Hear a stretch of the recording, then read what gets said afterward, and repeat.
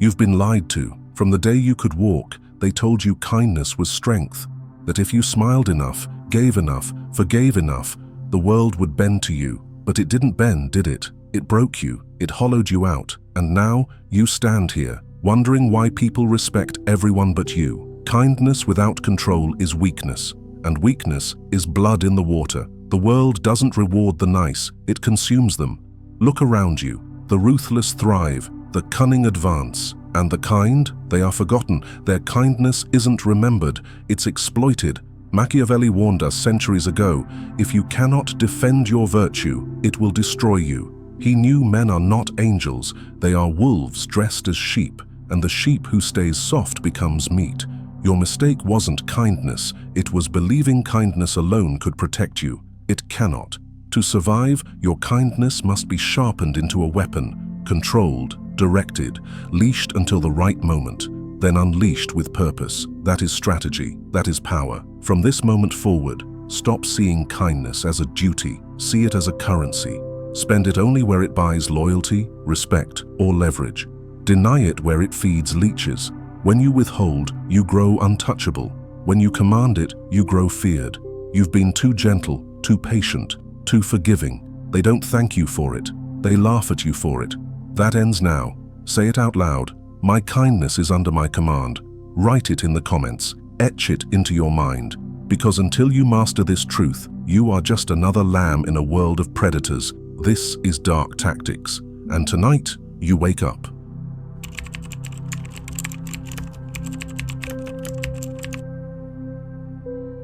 You've been taught to believe that kindness is the highest virtue. But here's the truth no one dares to tell you. Unchecked kindness is a leash around your neck, and someone else is holding it. Every time you say yes when you mean no, you hand over a piece of yourself. Every time you forgive without consequence, you grant permission to be wronged again. And every time you put others before yourself out of duty, you train them to see you as replaceable. Machiavelli warned rulers about this exact trap. He wrote, "It is better to be feared than loved if you cannot be both." Not because fear is cruelty, but because love without boundaries becomes contempt. Kindness without power creates parasites, not allies. Understand this. People do not respect endless giving. They respect controlled giving. They admire the man who can withhold, who decides carefully when to open his hand and when to close his fist. That's power, and power makes kindness valuable. Here's the mistake most men make. They confuse being liked with being respected. They think that if everyone approves of them, they are safe. But approval is cheap. Respect is earned through scarcity. When your time, your attention, your generosity are available to everyone, they mean nothing. Scarcity creates value. Boundaries create fear of loss. Together, they create respect. Now listen carefully. You don't have to become a monster. You don't have to stop being kind. But from this day forward, your kindness must be weaponized, measured, strategic, reserved for those who prove they deserve it. Start practicing this tonight. The pause of power. When someone asks for something, your time, your energy, your help, do not answer immediately. Pause, think, weigh the gain against the cost. That pause alone will make people see you differently. The weak rush to please, the strong calculate. This single tactic will begin to shift the balance. People will sense it. They won't say it out loud, but they will notice. You will no longer feel like an open buffet of free energy. You will become deliberate, unpredictable. And that unpredictability alone makes you dangerous. Say it in the comments now to anchor it in your mind. My kindness is leverage, not weakness. Understand, this isn't just theory. This is the psychology of power. History remembers the rulers who calculated their mercy, not the ones who scattered it like coins on the street. Machiavelli himself said that cruelty, if used well, can secure loyalty more effectively than generosity used without discipline. You are not here to be liked. You are here to become untouchable. Your kindness will no longer be free. It will be earned. And when you master this, the game changes. You won't chase respect. It will orbit you. This is the first law. Kindness under command.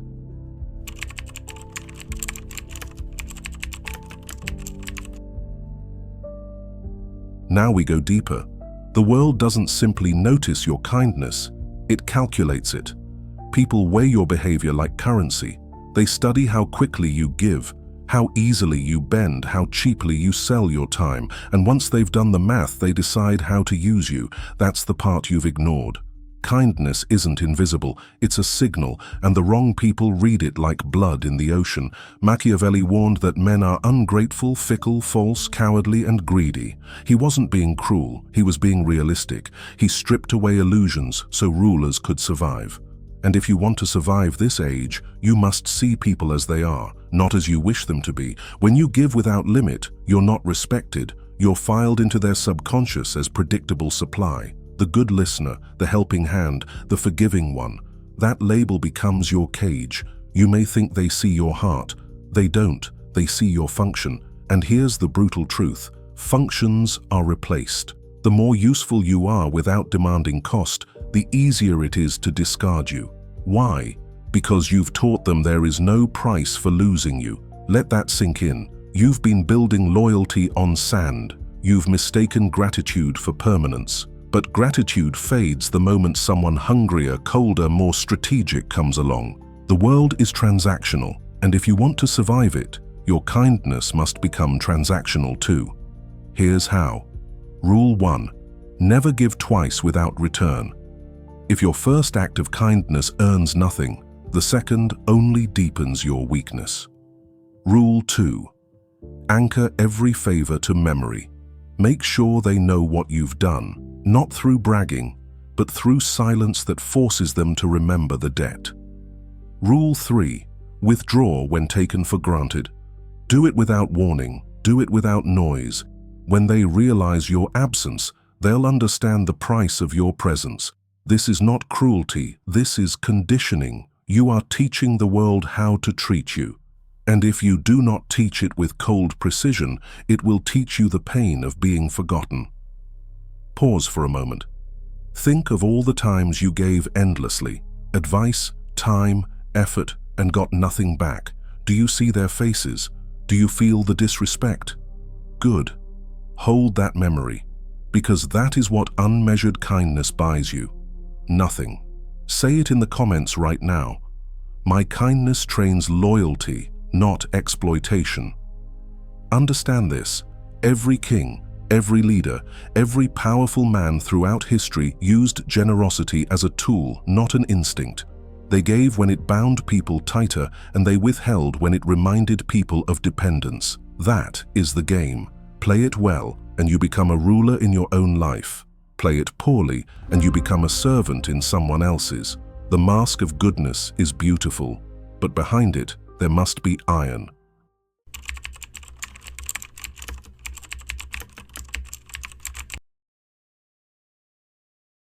Kindness without boundaries is a cage, but kindness with limits, that becomes a weapon.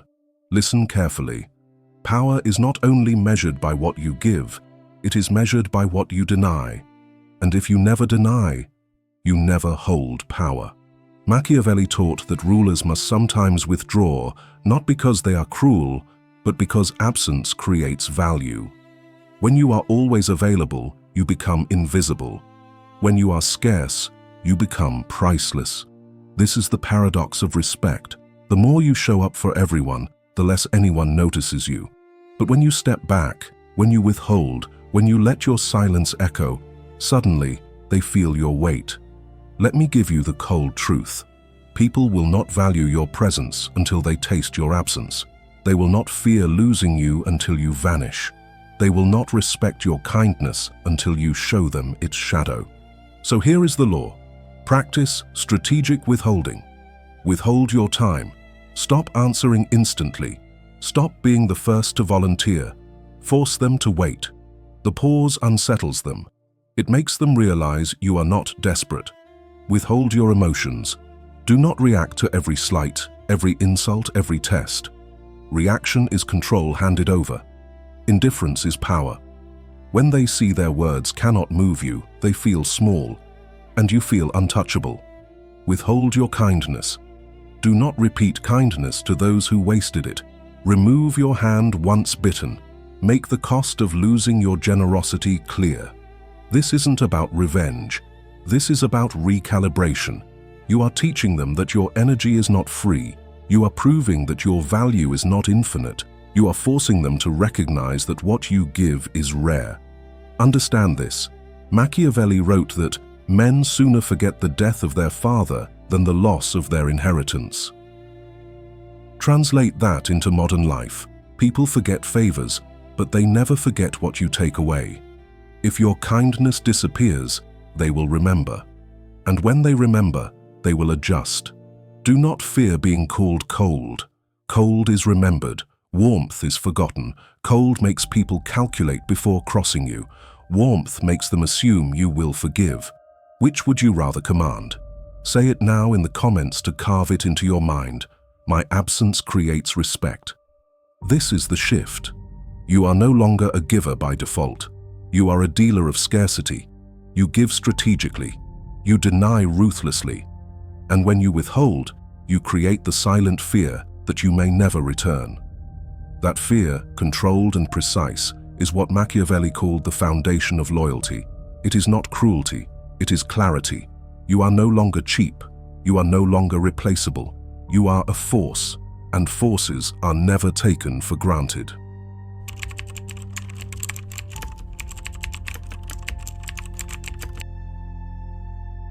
Mercy. The word sounds noble, gentle, holy, but in the wrong hands, it's a dagger pointed at your throat. Machiavelli warned rulers, mercy must never be given freely. It must be calculated. It must serve a purpose. Too much mercy, and the people grow bold. Too little, and they grow rebellious. The balance is where power is born. Now listen carefully.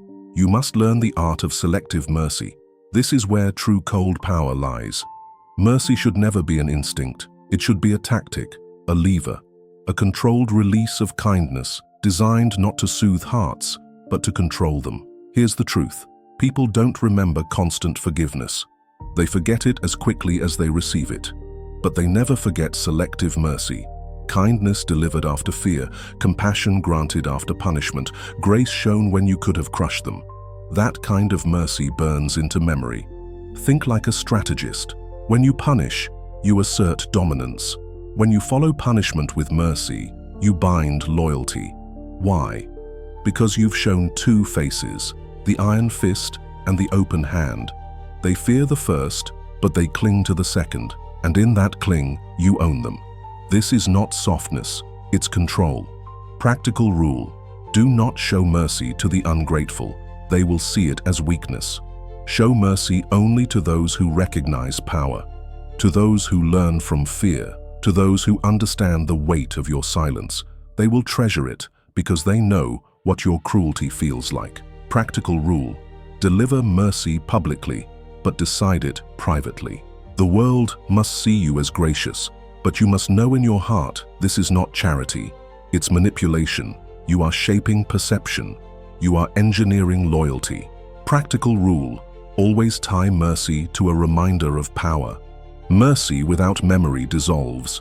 Mercy with a warning burns itself into the mind. Never give without leaving the shadow of what could have been. Say it now in the comments. My mercy is strategy, not weakness. This is how leaders command empires. This is how the untouchable walk among the masses. You do not give endlessly, you give sparingly. You give with precision. And every time you do, you create a story that keeps your name alive in their heads. Do not be fooled. Mercy is not softness. Mercy is theater. It is the mask that makes them forget the sword behind your back. Remember this: the feared who show mercy are worshipped. The kind who show mercy are ignored. Which one will you be?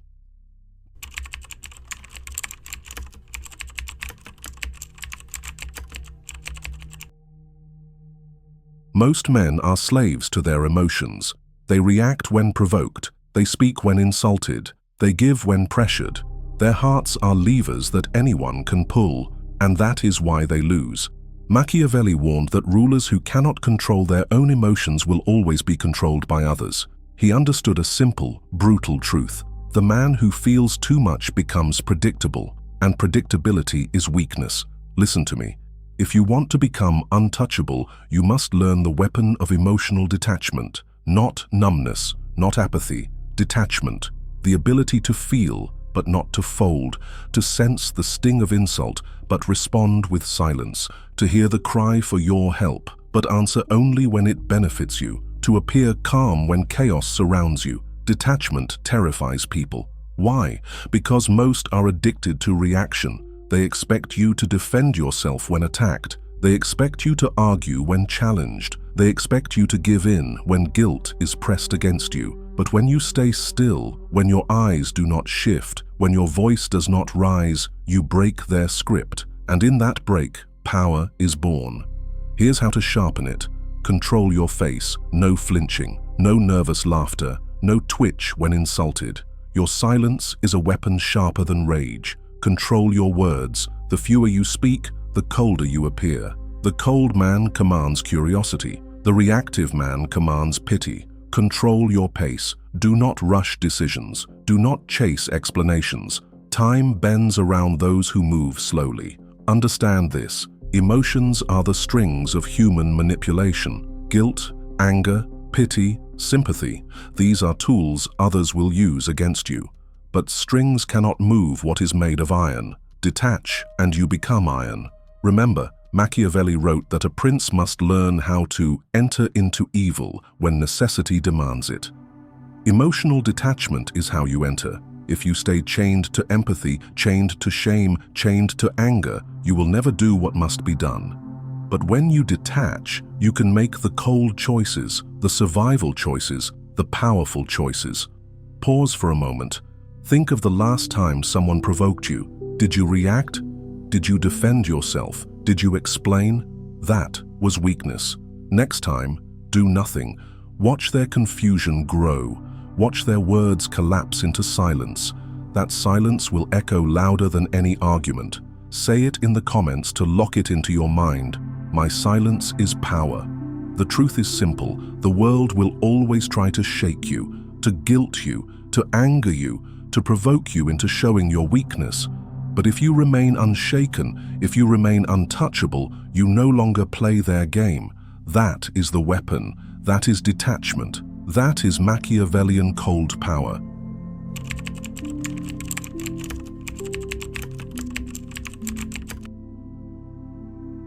Respect is not enough. Don't fool yourself. Men respect athletes. They respect soldiers. They respect kings. But respect doesn't stop betrayal. Respect doesn't stop abandonment. Respect is admiration, and admiration can shift to someone stronger, richer, louder. Machiavelli understood this. He wrote, "It is much safer to be feared than loved if you cannot be both." But hidden in that truth is something deeper. Fear and love are unstable. Dependence is not. The man who needs you cannot betray you. The man who cannot move without you cannot replace you. Your goal is not to be respected. Your goal is to be necessary. Here's the cold formula. Control what they value. If you hold the resource they crave, knowledge, opportunity, protection, influence, they will orbit you. Not because they want to, but because they must. Create invisible strings. Give enough that they lean on you. Then slowly remove alternatives. Let their world shrink until your absence equals collapse. Withdraw strategically. Nothing reminds people of your value like silence. Step back and watch the panic. Step forward again and watch the loyalty deepen. Dependence is stronger than respect, because respect can be faked. But dependence is survival. Think of history's rulers. The generals who held armies loyal not out of love, but because their pay, their food, their protection flowed through one man. The advisors who controlled kings, not because they were feared, but because the crown could not function without their counsel. Dependence is the deepest form of control. And here's the truth. People will resist respecting you, but they will never resist depending on you. Their ego may refuse to bow, but their survival will not. Let's discuss practical steps. Specialize in one irreplaceable skill. Master something so specific, so precise, that removing you is unthinkable. Make others' success run through you. Tie your value to their growth. If they rise with your hand beneath them. If they fall, it's because you let go. Never reveal your full map. Give them enough to keep moving, but never enough to leave you. The moment they can live without you, you are disposable. This is the iron law.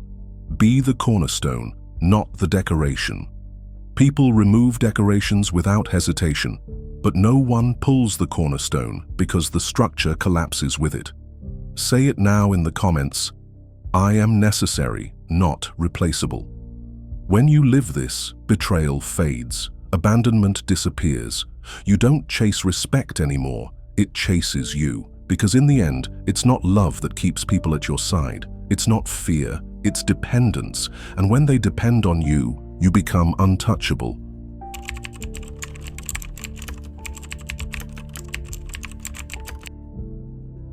Let's strip the illusion. Love is fragile, admiration is shallow, loyalty is temporary. But fear is primal. Fear sinks deeper than affection. It burns into memory. It shapes behavior without words. Machiavelli wrote, "It is much safer to be feared than loved." And he wasn't wrong. Love depends on feelings. Fear depends on survival. One can vanish overnight. The other is wired into the human mind. But listen carefully, this isn't about becoming a tyrant. Reckless cruelty destroys power. Calculated fear cements it. The difference? Control. Fear, when used well, does three things. First is draws boundaries. When people fear crossing you, you no longer have to repeat yourself. Your silence is enough. Second, it protects respect. Even those who dislike you will not dare disrespect you. They measure their words twice before speaking. And third, it builds reliability. People know where you stand. They know you will not be pushed. That consistency is power. Understand this, you don't need to roar. You don't need to rage. True fear doesn't come from noise, it comes from certainty.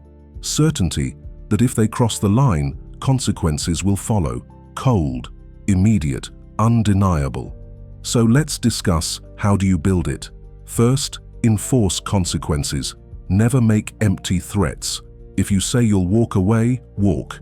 If you say the deal ends here, end it. One action of consequence is worth 100 words. Then stay unpredictable. Give them just enough uncertainty to keep them cautious. If they can map you perfectly, they can test you without fear. And finally, detach emotionally. Nothing unnerves people like punishment without anger. Anger looks human. Cold consequence looks inevitable. Remember, Machiavelli warned that cruelty, when well used, is far safer than unchecked mercy. A single cold act, decisive and final, creates more obedience than years of blind generosity. Fear doesn't mean violence. Fear doesn't mean tyranny. Fear means presence. It means when you enter a room, people adjust. When your name comes up, voices lower. When you speak, silence follows. That is fear, not of you as a brute, but of you as a force. Say it in the comments now. My presence commands fear. Do not let anyone guilt you for wielding fear. They'll say you're harsh. They'll say you're cold. Good. Cold is remembered. Warmth fades. Fear makes them respect your boundaries even when they don't like you. Love makes them betray you while smiling. Which would you rather rule with? The feared man does not beg for respect. He commands it. The feared man is never disrespected. He is calculated. He is controlled. He is untouchable.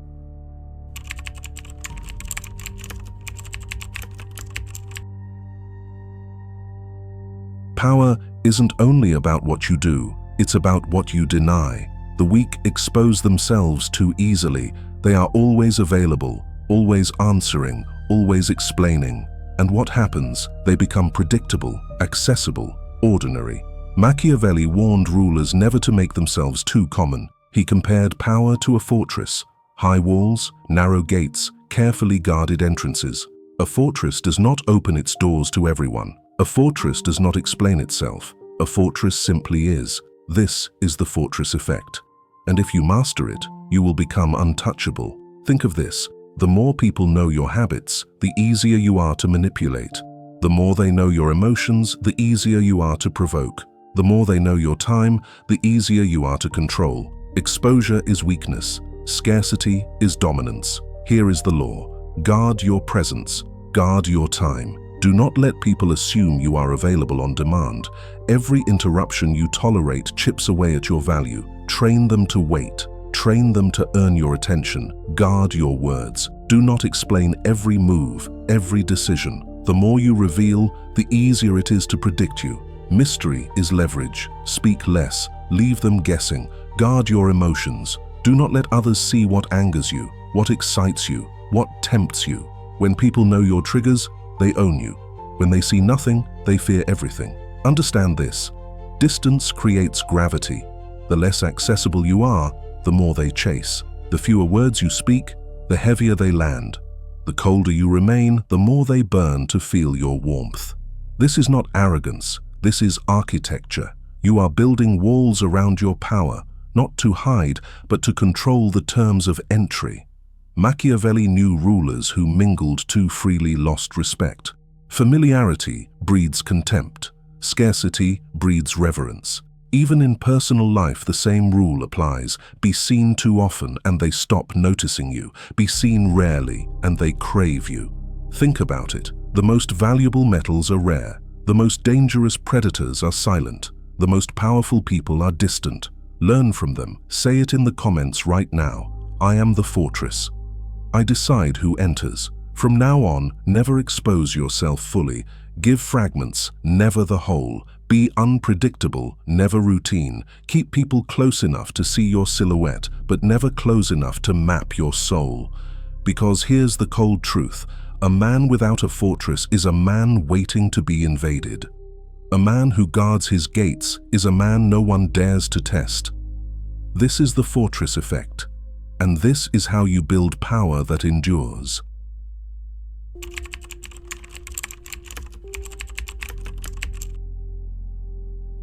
Silence is not weakness. Silence is a blade. The fool thinks silence means submission. The wise know silence means calculation. Machiavelli understood this. The words you don't speak carry more weight than the ones you do. Most men drown themselves in noise. They argue every insult. They explain every action. They defend every choice. And what do they gain? Nothing. Their words dilute their power. Their noise reveals their insecurity. But the man who masters silence, he terrifies without effort, because silence makes others fill the void with their own fear. They begin to imagine your thoughts, your judgments, your next move, and the mind always imagines worse than reality. Here's the rule. Never give away what silence can achieve. In conflict, respond with silence instead of defense. The attacker grows uneasy. They expected resistance. They got stillness. Now they question themselves. In negotiation, pause longer than feels comfortable. The other side will rush to fill the space with concessions. Your silence becomes leverage. In relationships, when disrespected, withdraw words, pull back. Let your absence speak louder than your arguments. They will feel your distance more than your anger. Machiavelli himself warned that rulers should never reveal their intentions too early. Silence is how you protect your plans. A man who speaks everything has no mystery, no leverage, no defense. A silent man is unreadable, and the unreadable man is dangerous. Understand this. Silence is not empty. Silence is pressure. Silence is a test. Silence is the reminder that you are not rushed, not desperate, not weak. And when you use it correctly, silence forces others to reveal themselves. Pause here. Think about the last time you argued to prove a point. Did your words change them, or did they only drain you? Now imagine if you had stayed silent. Imagine the weight your stillness would have carried. Imagine the control. Say it in the comments right now. My silence is my weapon. Silence also builds aura. The less you say, the more people speculate. They whisper. They invent stories. They inflate your image larger than life. Kings and leaders have used this for centuries, speaking rarely, but when they did, their words were treated like prophecy. Don't waste your words. Guard them, release them sparingly. Make each sentence a blade, not a cloud of smoke. Remember this: noise makes you common. Silence makes you a mystery. And mystery is power. The law of silence is not about hiding. It's about commanding without effort. It's about making the world lean closer to hear you, while you decide when and if to speak. You've made it this far. 9 laws, 9 weapons. And now, you're not the same person who pressed play on part 1. Back then, you were vulnerable, predictable, a prisoner of your own kindness. Now, you are different. Now you are becoming untouchable. Think about it. You've learned to command your kindness instead of bleeding it away. You've learned that people don't respect endless giving, they exploit it.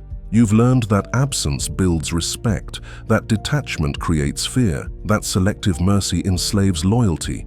You've built your fortress, you've sharpened silence into a blade, and you've understood the law of dependence. Respect is weak, but necessity is unbreakable. This is the transformation Machiavelli would demand of you. Stop being prey. Stop being the lamb. Become the wolf they whisper about. Understand this final truth. Power is not an achievement. Power is maintenance. It is constant. The moment you relax, the moment you slip back into comfort, the world will devour you again. You are never safe. You are either sharpening your edge or you are losing it. Here's the final law. Sustain the shadow. Build a reputation so cold, so commanding, that it moves before you do. Your name must mean something. When they hear it, they should hesitate. When they see you, they should straighten their spine. When they speak of you, they should lower their voice. Reputation is the armor you wear when you are not in the room. It protects you without effort. It fights for you without lifting a hand. And once it's built, it becomes your greatest fortress. But it must be fed. Every action must reinforce it. Every silence must sharpen it. Every boundary must protect it. Say it in the comments right now. I am untouchable. Never forget, this world is not kind. It rewards strength. It rewards control. It rewards those who understand human nature not as a dream, but as it truly is, greedy, fearful, and selfish. You are not here to beg for respect. You are here to command it. You are here to weaponize your kindness, to master your absence, to turn silence into fear and mercy into chains. From this moment forward, you will never again give without calculation. You will never again explain without strategy. You will never again let emotions dictate your moves. You will walk as a fortress, speak as a ruler, and move as a shadow that others cannot touch. That is the Machiavellian way. That is the path to power. That is the life of the untouchable. Say it one last time in the comments, I am untouchable. And if you're ready to keep sharpening your mind into a weapon, like, subscribe, and turn on notifications, because this is just the beginning.